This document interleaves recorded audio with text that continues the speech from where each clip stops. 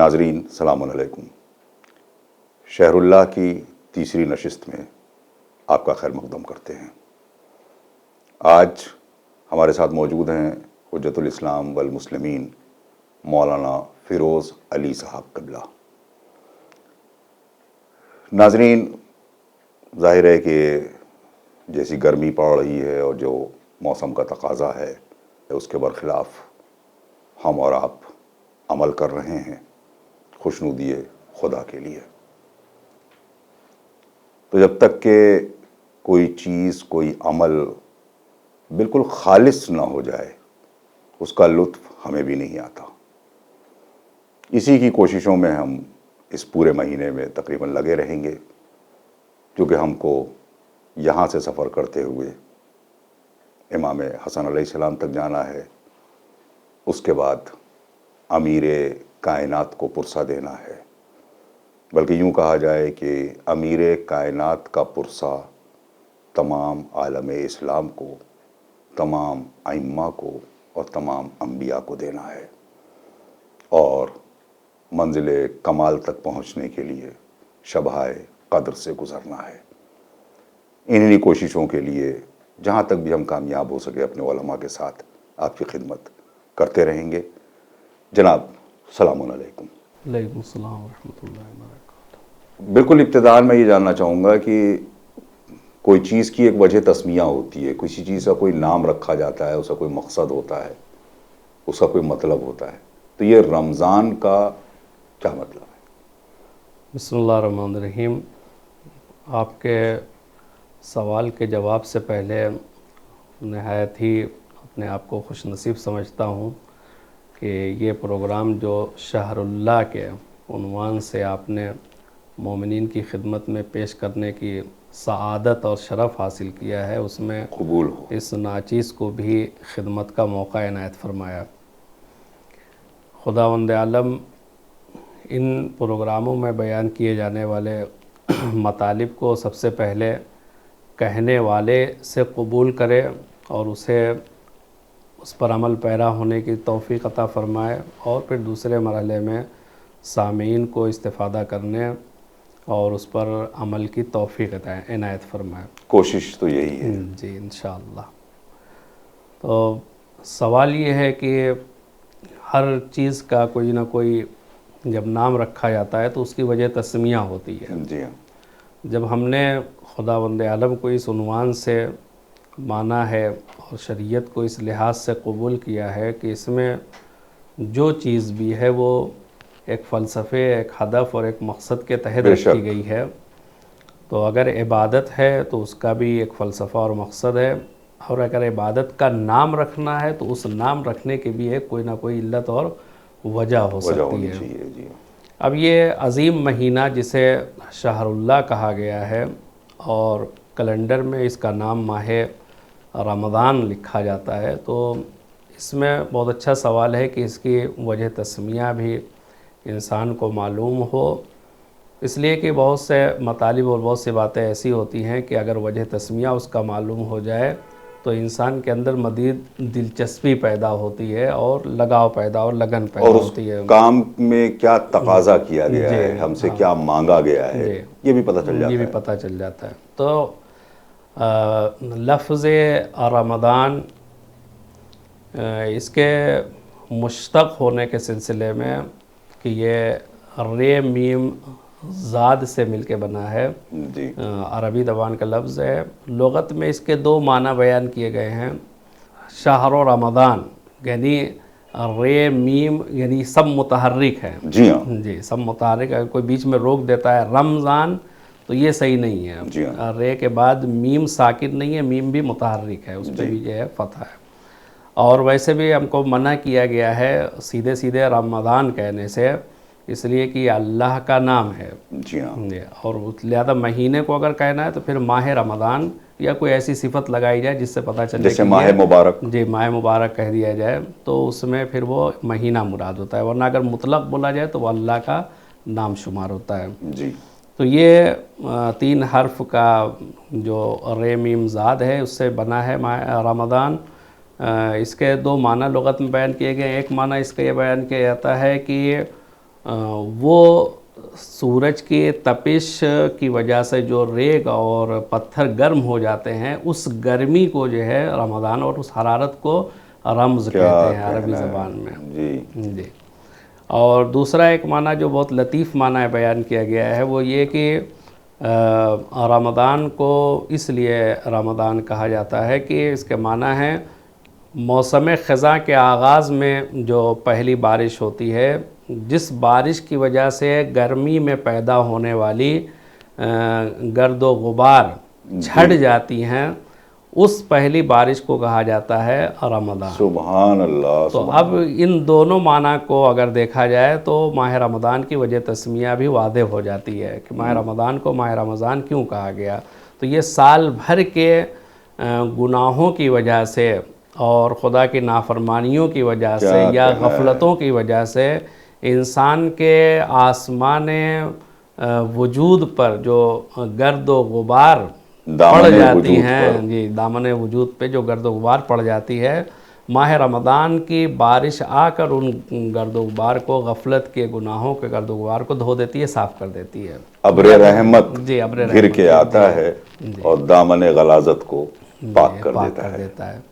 اور اگر وہی حرارت کے معنی لیا جائے تو پھر اس میں بھی بالکل واضح سی چیز ہے کہ یہ ماہ رمضان وہ مہینہ ہے کہ جب آتا ہے تو نیک اعمال کی وجہ سے انسان کے وجود سے گناہوں کو جلا کر نیست و نابود کر دیتا ہے اور ختم کر دیتا ہے. جس طرح سے صحرا میں جلتے ہوئے ریگستان میں اگر کوئی دانہ پڑتا ہے تو وہ بھن جاتا ہے، جل جاتا ہے، ختم ہو جاتا ہے، ویسے ہی ماہ رمضان کے آنے پر نیک اعمال کی وجہ سے انسان کے گناہ بھی جل جاتے ہیں اور وہ صاف ہو جاتے ہیں انسان کے وجود سے. یہ وجہ تسمیہ بیان کی گئی ماہ رمضان کی. اب اس کے بعد یہ کہ وجہ تسمیہ کے سلسلے میں کہ ماہ رمضان کو کیوں ماہ رمضان کہا گیا، تو مختلف وجہ تسمیہ اس کی بیان کی گئی ہے. ہم 2-3 کی طرف اشارہ کر دیتے ہیں اور جو زیادہ معتبر ہے اور حدیث سے مروی اس کی جانب بھی اشارہ کریں گے. کہ پہلی بات یہ کہی گئی کہ جب پرانے قدیم الایام، پرانے زمانے میں مہینوں کے نام رکھے جا رہے تھے، تو جب اس مہینے کا نام رکھنے کی بات آئی تو یہ مہینہ پڑا تھا گرمی کے موسم میں، لہذا لوگوں نے اس کا نام ماہ رمضان رکھ دیا. یہ ایک وجہ ہے. دوسری وجہ یہ ہے کہ ماہ رمضان میں انسانوں کے نیک اعمال کی وجہ سے اس کے گناہ دھل جاتے ہیں، گناہ ختم ہو جاتے ہیں، جلا دیے جاتے ہیں، اس لیے اس کو ماہ رمضان کہا گیا ہے. اور اس معنی کے لیے حدیث نبوی بھی پائی جاتی ہے کہ نبی اکرم صلی اللہ علیہ وآلہ وسلم کا ارشاد گرامی ہے کہ انما سمی الرمضان لأنہ یرمز الذنوب، کہ ماہ رمضان کو ماہ رمضان اس لیے کہا جاتا ہے کہ یہ گناہوں کو جلا کر ختم کر دیتا ہے، نیست و نابود کر دیتا ہے.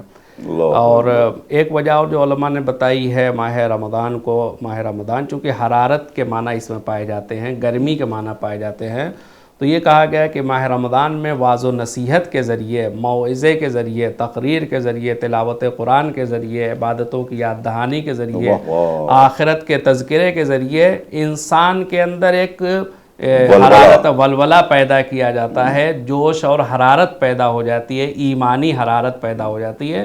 اس وجہ سے اس کو ماہ رمضان کہا جاتا ہے کہ جو ہمارے معاشرے میں بھی مشہود ہے اور دیکھا جاتا ہے کہ جگہ جگہ مطلب جس طریقے سے ہم لوگ کہتے ہیں کہ میڈیا یا سوشل میڈیا کسی بھی موضوع میں حرارت پیدا کر دیتا ہے، اسی طریقے سے ہماری روح کے ارتقاء کے موضوع کی حرارت کا نام ہے ماہ رمضان. تو یہ سارے کام جو ہمارے محلے سماج میں ہوتے ہیں دکھائی دیتے ہیں ہم کو بھی، کہ مطلب جگہ جگہ درس قرآن ہو رہا ہے، درس تفسیر ہو رہا ہے، کہیں عقائد کی کلاسیں چل رئی ہیں، کہیں پہ احکام، مطلب اس طریقے سے ہونا چاہیے.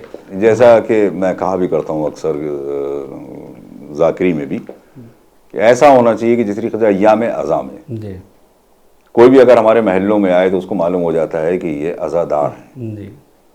اسی طریقے سے ماہ مبارک میں ہمارے محلوں میں جب کوئی آئے تو اسے محسوس ہو جانا چاہیے کہ یہ عبادت گزار ہے. عبادت گزار ہے جی، وہ بھی عبادت، یہ بھی عبادت، یعنی محسوس ہونا چاہیے کہ معلوم ہونا چاہیے. مطلب وہ خاموشی سے خالی گھر کے دروازے بند کر کے کرنا نہیں، بلکہ پتہ چلے، ہماری تلاوتوں کی آواز باہر جانی چاہیے ہمارے جو موضوعات جو ہم جن پہ بات کر رہے ہیں وہ لوگوں تک پہنچنا چاہیے اس کے، تاکہ پتہ چلے کہ جناب رسالت مآب صلی اللہ علیہ وآلہ وسلم کے سلسلے میں جو گستاخیاں مسلسل ہو رہی ہیں اسے یہ پتہ چل جائے کہ وہ کوئی ایک لسٹ یا کوئی ایک ذاتی مفادات کے لیے دنیا میں نہیں آئے تھے، بلکہ اپنی ہستی کو ظاہری طور پر فنا کر کے ہماری ہستیوں کو زندہ کرنے کے لیے آئے تھے۔ ایک بہت اہم سوال، تھوڑی ابھی تشنگی اس کے اندر رہ گئی ہے۔ کل ہم نے مولانا حیدر عباس صاحب سے خطبہ شعبانیہ جو جناب رسالت مآب صلی اللہ علیہ وسلم نے دیا تھا ماہ مبارک کے لیے، ایک پورا منشور، ایک پورا قانون، ایک پورا سلسلہ بیان کیا ہے کہ ماہ مبارک کیسے گزارا جائے، اور ظاہر اس کے فوائد، اور پھر آخر میں ظاہر ہے کہ امیر المومنین کی شہادت کا بھی ذکر ہے۔ میں چاہتا ہوں کہ اس کو اسٹیپ بائی اسٹیپ سلسلے وار آپ بیان فرمائیں۔ نبی اکرم صلی اللہ علیہ وآلہ وسلم نے ماہ رمضان کی آمد سے پہلے جی ہاں یہ خطبہ ارشاد فرمایا ہے جب اصحاب کا مجمع تھا، تو یہ بھی بتاتا ہے کہ کسی چیز کو جو اہم ہوتی ہے، اہمیت کی حامل ہوتی ہے، اس کا انتظام اور اہتمام، اور اس کے بارے میں اس کے بارے میں معلومات ہمیں کرنا کیا ہے اور کس طرح سے ان دنوں میں زندگی گزارنی ہے، یہ سب پہلے سے معلوم کر لینا چاہیے، تاکہ جب ماہ رمضان داخل ہو جائے تو پھر ہم کتابوں کی تلاش میں نہ پھریں کہ اب ہمیں کیا کرنا ہے۔ نبی اکرم صلی اللہ علیہ وآلہ وسلم نے ماہ رمضان کے آنے سے پہلے یہ خطبہ ارشاد فرمایا تاکہ اس میں ذمہ داریاں بھی بتا دیں، ثواب بھی ذکر کر دیں، افضل اعمال کیا ہے اس کا بھی تذکرہ ہو جائے، اور اس اہم مہینے میں کون سا اہم واقعہ عالم اسلام میں رونما ہونے والا ہے اس کو بھی پیشن گوئی کر کے جائیں، تاکہ دنیا کو یہ پتہ رہے کہ اس عظیم مہینے میں کون سی عظیم جنایت واقع ہونے والی ہے۔ مطلب امیر المومنین کی شہادت کوئی سانحہ نہیں ہے، سانحہ نہیں ہے کہ بلکہ یہ پورا منصوبہ ہے جسے کہا جائے، اور اس کی پوری ایک اہمیت ہے جس کو پہلے سے بتا رہے ہیں جناب رسالت مآب صلی اللہ علیہ وسلم۔ تو ہم جب خطبے کا مطالعہ کرتے ہیں تو ہمیں خطبے میں 5 اہم محور دکھائی دیتے ہیں کہ جن کو ہم اس خطبے سے اخذ کر کے ان پہ خطبے کو تقسیم کر سکتے ہیں۔ پہلے سب سے پہلی چیز اس میں ماہ رمضان کی فضیلت بیان کی گئی ہے کہ فضیلت کے کون کون سے پہلو اور گوشے ہیں جن کی جانب ہمیں توجہ دینی چاہیے۔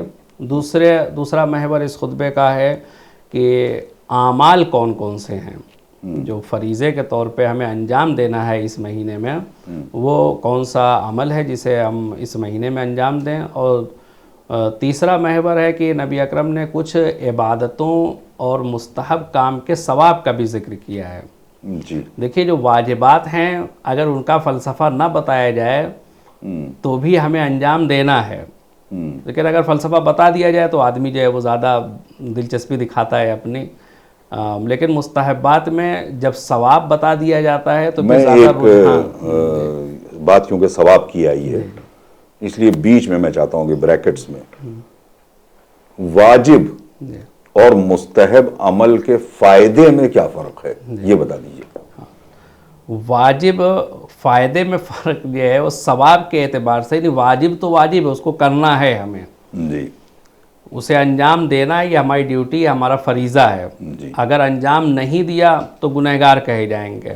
لیکن مستحب میں یہ ہوتا ہے کہ ہمیں اختیار دیا جاتا ہے کہ آپ کیجئے یا نہ کیجئے، کیجئے گا تو بہتر ہے، اور بسا اوقات ممکن ہے کہ مستحب عمل میں واجب کے مقابلے میں زیادہ ثواب ہو۔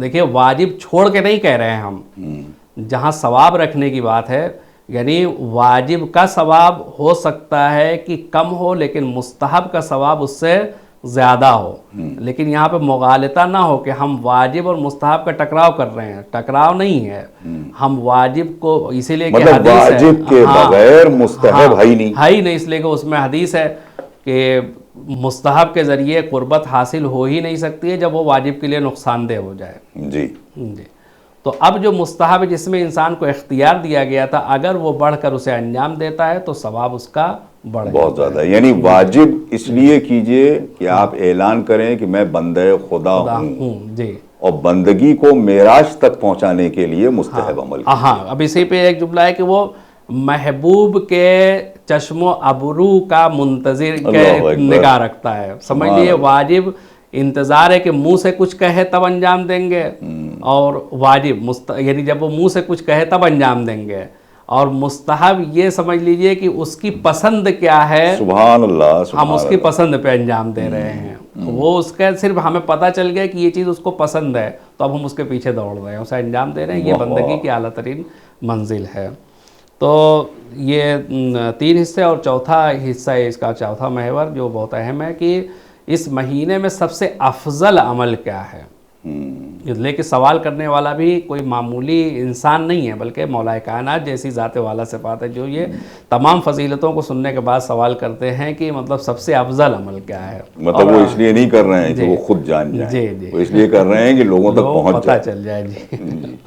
और 5वां महवर फिर वही मौला कायनात की शहादत के सिलसिले में, और आपके फ़ज़ाइल के चंद कोश हैं जो नबी अकरम ने इरशाद फरमाए। अब यहाँ पे हम उसी तरतीब से जो है वो एक फ़हरिस्तवार उन चीज़ों का जिक्र कर रहे हैं जो फ़जीलत के बाब में है। सबसे पहले नबी अकरम सल्लल्लाहु अलैहि वसल्लम ने चूँकि खुतबा लोगों के दरमियान दिया है, लिहाजा मुखातब लोगों को किया है कि अय्युहन्नास इन्नहु क़द अक़बल इलैकुम शहरुल्लाह, ऐ लोगों, शहर खुदा, खुदा का महीना, माह खुदा तुम तक आ पहुँचा है। जी। अब क्या क्या लेके आया अपने साथ, बिलबरकत व रहमत वल मग़फ़िरा, अपने साथ बरकतें लेकर आया है, अपने साथ रहमतें लेकर आया है, अपने साथ मग़फ़िरत लेकर आया है। इसीलिए उलमा ने 3 अशरों यानी माह रमज़ान के जो 3 अशरे बनते हैं 10-10 दिन के, इसी बयान की रोशनी में उन्होंने 3 हिस्सों में तकसीम किया है। कहा कि पहला अशरा, पहले शुरू के 10 दिन वो बरकत वाले दिन हैं, और दूसरे 10 दिन जो हैं 11 से लेकर 20 तक वो रहमत के हैं, और आखिर के 10 जो है वो मग़फ़िरत के हैं। इसीलिए नबी जी बारगाह खुदा में अब बैठ जो जाओ। कुछ, हाँ, मग़फ़िरत वही है, एतिकाफ़ भी उसी में शुमार होता है जी। अब उसमें फ़जीलत का जो पहलू है, शहरुन हुआ इंदल्लाह अफ़ज़लुश शुहूर, सारे महीने खुदा के बनाए हुए हैं, लेकिन ये महीना सबसे अफजल है खुदा के बारगाह में। अय्याम हुआ अफ़ज़लुल अय्याम, उसके दिन सबसे बरतर दिन हैं। व लयाली है अफ़ज़लुल लयाली, उसकी रातें सबसे बरतर रातें। साआत हु अफ़ज़लुस साआत, और उसकी घड़ियाँ बेहतरीन घड़ियाँ। जब महीना कह दिया था तो महीने में दिन भी आ गया, महीने में रातें भी आ गई, महीने में घड़ियाँ भी आ गई।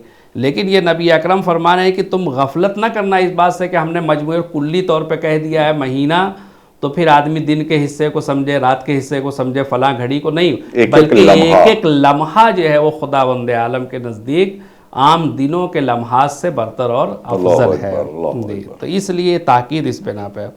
अब उसके बाद शाहरुन दोई तुम फ़ी है ला ज़ियाफ़तिल्लाह, हम सब साल भर जो कुछ खाते हैं, या ज़िंदगी या विलादत से पहले, विलादत के बाद, और उसके बाद मरने के से पहले, मरने के बाद जो कुछ भी मिलता है हमें सब बारगाह इलाही से मिलता है।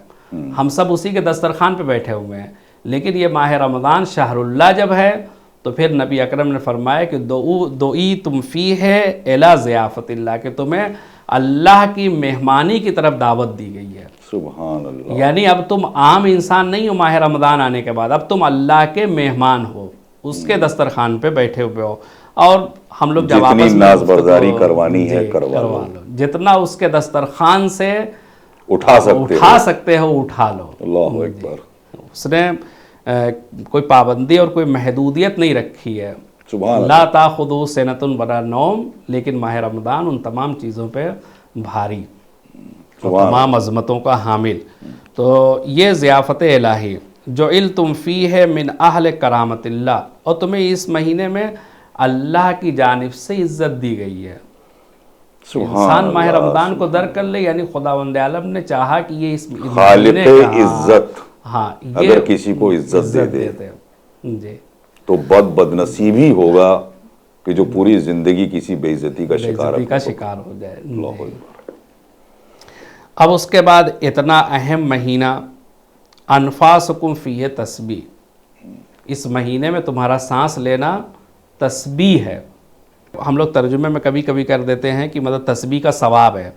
नबी अकरम को ऐसा नहीं है कि वो इजाफ़तों से वाकिफ़ नहीं थे, वो कह देते सवाब तस्बीह। تسبیح کا ثواب نہیں کہا بلکہ تسبیح کہا ہے. اللہ اکبر، بہت اچھی ہم بات ہے. ظاہراً سانس لے رہے ہیں کہ قرآن مجید کی آیت ہے کہ کائنات کی ہر چیز تسبیح کر رہی ہے، یسبح للہ ما فی السماوات ما فی تسبیح کر رہی ہے، ولیکن لا تفقہون تسبیحہم، لیکن تم ان کی تسبیح نہیں سمجھ رہے ہو. ہر ایک چیز اپنے زبان کے اعتبار سے پروردگار کی تسبیح کر رہی ہے. تو اب یہ ہماری سانس جسے ہم سانس سمجھ رہے ہیں یہ وہ تسبیح ہے. تسبیح ہے. تسبیح کا ثواب نہیں ہے، ہاں تسبیح یہ خود ہے. تسبیح نبی اکرم نے اس کے لیے تسبیح کے کیا لفظ کہنا ہے، استعمال واہ. کی ہے. تسبیح ہے، ثواب تو جب تسبیح ہے تو ثواب تو اپنے ساتھ لے کر آئے گی. سبحان اللہ. جی تسبیح ہے. وَنَوْمُكُمْ فِيهِ عِبَادَةٌ، اور اس میں تمہارا سونا عبادت ہے. یہاں پر بھی یعنی سونے کو عبادت کا ثواب کا نام نہیں دیا ہے کہ عبادت کا اس میں ثواب ہے، بلکہ سونا خود مستقل طور پہ عبادت ہے. اب یہاں پہ غلط فہمی پیدا نہ ہو کہ واجبات کو چھوڑ کے آدمی سویا ہوا ہے. جو ضروریات زندگی ہیں ان کو چھوڑ کے سونا عبادت نہیں ہو سکتا ہے روزہ رکھ کے. اور دوسرے یہ ہے کہ خداوند عالم نے اور جناب رسالت مآب صلی اللہ علیہ وسلم نے بڑا اس پہ زور ڈالا ہے کہ آدمی کام کرے، جی محنت کرے. محنت اور مشقت کی عبادت کا ثواب جی الگ ہوتا ہے. اور بلکہ بعض اوقات تو محنت و مشقت کے ساتھ ہی جو عبادت ہوتی ہے وہ قابل قبول ہوتی ہے. بلکہ اس کو مجاہد کا درجہ دیا مجاہد گیا کا درجہ القاد لعیالہ کالمجاہد فی سبیل اللہ. جو شخص اپنے گھر والوں کے لیے محنت اور زحمت اور مشقت کرتا ہے، اٹھاتا ہے زحمتیں، اور وہ آیت جو ہے والذین ہاجروا فی سبیل اللہ. جی تو اس میں اب وہ ایک عبادت کا ثواب ہے. یہ سو جانا یعنی وہی کوئی فالتو کام میں آدمی لگا ہوا ہے جس سے غفلت پیدا ہو رہی ہے، تو پھر وہ کام چھوڑ کر انسان سو جائے وہ بہتر ہے اس کے لیے. جی ہاں. اب جیسے یہ مثال دی جا سکتی ہے کہ وقت مطلب بالکل گزارنے ہم کے لیے اپنے جوانوں اور اپنی قوم کے خداوند عالم نے بہت زیادہ توفیقات میں اضافہ کیا ہے ہمارے یہاں کے بچوں میں. ورنہ مجھے یاد ہے کہ میرے بچپنے میں ہم علی گڑھ میں تھے تو جوان لڑکوں کا شیوا ہوتا تھا کہ اس وقت میں فلمیں لگا کے بیٹھ جاتے تھے جی کہ وہ 2-3 گھنٹے کی فلمیں آ رہی ہیں تو وہ فلم سے وقت گزر جائے گا. مگر آج کی ڈیٹ میں ہم یہ دیکھتے ہیں کہ جوان جو ہیں وہ اس سے تو الگ ہٹ گئے ہیں، ہاں لیکن مگر وہ وقت اپنا موبائل جی پر دے رہے ہیں اور موبائل کی بھی ان چیزوں پر دے رہے ہیں کہ وہ غفلت غفلت کا باعث بن رہی ہیں. جی ہاں. یاد خدا سے. تو یہ چیزیں ہیں کہ اب خبریں دیکھیے معلوم کرنا اور ادھر ادھر، اب ظاہر سی بات ہے موبائل پہ جب آدمی گیا تو پھر گیا. ہاں تو اس میں بہتر یہ ہے کہ اس کو جو یاد خدا سے غفلت کا سبب بن رہی ہے اسے چھوڑ کر انسان سو جائے، یہ سونا عبادت ہو جائے. جی ہاں. وَعَمَلُكُمْ فِيهِ مقبول. اب اس سے زیادہ کیا چاہیے کہ نبی اکرم نے فرمایا کہ اس میں جو بھی عمل کرو گے قابل قبول ہوگا. مقبول یعنی ضمانت لیے قبول ہوگا. وَدُعَاؤُكُمْ فِيهِ مستجاب. تمہاری دعائیں اس میں مستجاب ہوں گی. ماہ رمضان کی فضیلتوں میں سے ایک فضیلت یہ بھی ہے کہ مستجاب. اب دعا کے مستجاب ہونے کا مطلب کبھی یہ ہوتا ہے کہ آدمی نے جو مانگا ہے وہی مل جاتا ہے، کبھی اس کا بدل خداوند عالم عطا کرتا ہے، وہ اس کی مصلحت کے اوپر ہوتا ہے. تو یہ پہلا حصہ ہو گیا. اور کبھی اسے اٹھا رکھتا ہے کسی ایک خاص دن کے لیے، جیسے کہ کب جناب ابراہیم نے دعا مانگی تھی وَمِن ذُرِّيَّتِي، جب ان کو امامت ملی ہے تو اس کو 4000 سال کے لیے اللہ نے اٹھا رکھا کہ ایسی امامت دے دی کہ اس امامت کا آغاز ہی علی سے ہو. جی جی. تو یہ پہلا حصہ تھا اس خطبے کا. اب اس کے بعد نبی اکرم نے اس مہینے کے اعمال کی جانب متوجہ کیا ہے کہ اتنی فضیلتوں والا مہینہ جو تمہارے سامنے آ گیا، اس میں تمہیں کرنا کیا کیا ہے. تو فرمایا فَصَلُوا اللَّهَ رَبَّكُمْ بِنِيَّاتٍ صَادِقَةٍ وَقُلُوبٍ طَاهِرَةٍ أَن يُوَفِّقَكُمْ لِصِيَامِهِ وَتِلَاوَةِ كِتَابِهِ. سبحان اللہ سبحان اللہ. اب تم خداوند عالم سے سچی نیتوں کے ساتھ اور پاکیزہ دلوں کے ساتھ اس بات کی دعا کرو کہ وہ تمہیں روزے کی توفیق دے، ایک تلاوت قرآن کی توفیق دے دو. یعنی کتنی اہم چیز ہے کہ اب انسان روزہ اگر رکھ رہا ہے تو اس کا مطلب یہ ہے کہ اس کی جو دل کی دعا تھی وہ قبول ہو گئی. اگر تلاوت قرآن کر لے رہا ہے، توفیق اسے مل رہی ہے، تو اس کا مطلب یہ کہ دعا اس کی قبول ہو رہی ہے. اور اگر وہ روزے سے بھی بے بہرا ہو گیا اور قرآن سے بھی دور ہو گیا تو اس کا مطلب یہ ہے کہ خداوند عالم نے اسے اپنے بارگاہ میں اب آنے کے قابل نہیں سمجھا ہے. سبحان اللہ سبحان اللہ. اب یہ خدا کی بارگاہ میں ہے. اس لیے نبی اکرم نے فرمایا آگے फ़इन्न शक़ी मन हुरिमा गुफ़रान अल्लाह फ़ी हाज़ा शहरिल अज़ीम, कि इस अज़ीम महीने में जो शख्स अल्लाह की मग़फ़िरत से महरूम रह जाए उससे बड़ा बदबख्त कोई हो ही नहीं सकता है। बेशक। शक़ी और बदबख्त वही है। तो ये दो चीज़ें इंसान की मग़फ़िरत का सबब है इस महीने में, एक रोज़ा, दूसरे तिलावत कुरान करीम, कि अगर इन दोनों को इंसान ने अंजाम दिया तो गुफ़रान और उसकी बख्शिश के सामान मुहैया हो सकते हैं। नीज़ इरशाद फरमाया वज़कुरू बेजूएकुम व आतशकुम फ़ीहे जू यौमिल क़ियामा व अतशऊ, माह रमज़ान के रोज़ों में तुम्हें भूख भी लगेगी, प्यास भी लगेगी, लेकिन इस भूख और प्यास से तुम क़यामत की भूख और प्यास को याद करो। सुभान अल्लाह। इसके लिए तो फिर भी एक वक्त मुअय्यन है कि ये रोज़ा 14 घंटे का, 15 घंटे का, 16 घंटे का, जितनी भी देर का है, ये इख्तिताम पजीर हो जाएगा। सुभान अल्लाह। पानी बहुत मिल अच्छी जाएगा, बात है। खाना मिल जाएगा। अब जो तुम्हें प्यास लग रही है, लेकिन वो क़यामत की प्यास कि कब अल्लाह हम अकबर। हिसाब से फारिग होंगे, हमारा सवानेज़े अंजाम पे क्या सूरज। होगा, जी, उस प्यास को याद करो। तो फिर जब इंसान क़यामत की प्यास को याद करेगा तो यहीं से अपने पानी का भी इंतज़ाम करेगा। इसलिए क़यामत में अलग से कोई पानी ला के हमको पिलाने वाला नहीं है।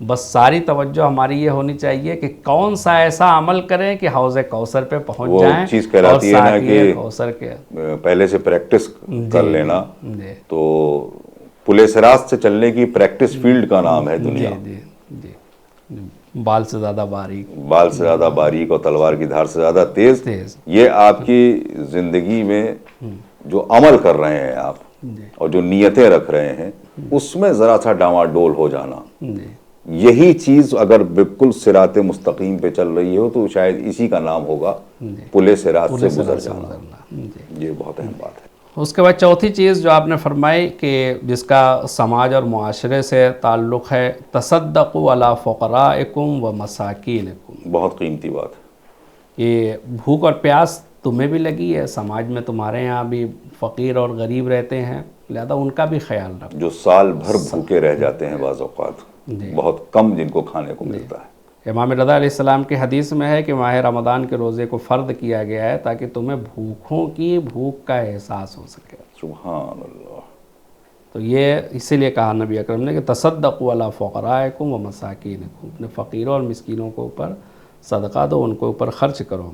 उसके बाद इस महीने में, ये तो साल भर वाजिब है हमारे ऊपर, लेकिन जिन चीज़ों को इस महीने में अंजाम देना ज़रूरी है, वक़्तिरू किबारकुम वरहमू सिगारकुम, अपने बुज़ुर्गों का एहतराम करो और अपने छोटों पर रहम करो। ये माह रमज़ान में ही नहीं, ये चीज़ें इंसान के ऊपर और ज़्यादा लादिम और वाजिब हो जाती हैं। मतलब देखिए, समाजियात को जी मुसलसल जी। जनाब रिसालत माब सल्लल्लाहु अलैहि वसल्लम समाजियात का जिक्र कर रहे हैं। खुदा की बारगाह में आ जाओ, कुरान मजीद की तिलावत करो, यहाँ के बाद हाँ जो भी सिलसिला है उस सब में कि बुजुर्गों का एहतराम करो, बच्चों से खंदा पेशानी से पेश आओ।